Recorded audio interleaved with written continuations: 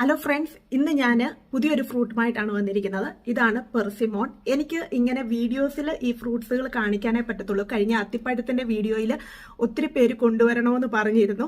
പക്ഷേ നിയമവശാൽ എനിക്ക് ഫ്രൂട്ട്സുകൾ ഒരു രാജ്യത്തു നിന്നും മറ്റു രാജ്യത്തേക്ക് കൊണ്ടുവരാൻ കഴിയില്ല ഫ്രഷ് എന്നാണ് ഞാൻ അറിഞ്ഞത്. സോ ഇതിന്റെ പേര് പെർസിമോൺ എന്നാണ്. ഇത് ഇങ്ങനെയാണ് പെർസിമോൺ ഇരിക്കുന്നത്. ഇസ്രായേലിൽ ഇതിൽ കൃഷി ചെയ്യുന്നുണ്ട്.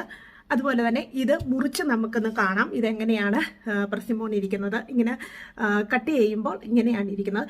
ചില പെർസിമോണിന്റെ ഫ്രൂട്ടിനകത്ത് സീഡുണ്ട്, പക്ഷെ ഈ പെർസിമോണിന്റെ ഫ്രൂട്ട് ഇതിനകത്ത് നമുക്ക് സീഡില്ല. ഇത് ജപ്പാന്റെ നാഷണൽ ഫ്രൂട്ടായിട്ടാണ് ഈ പെർസിമോൺ അറിയപ്പെടുന്നത്. ഇപ്പം പല രാജ്യങ്ങളിലും ഇത് അവൈലബിൾ ആണ്. നാട്ടിൽ ഇതുണ്ടോ എന്ന് എനിക്ക് അറിഞ്ഞുകൂടാ. അപ്പം നമുക്കിതൊന്ന് കഴിച്ചു നോക്കാം. നല്ല ടേസ്റ്റ് ആണ്. ഈ പെർസിമോണിന്റെ ഒരു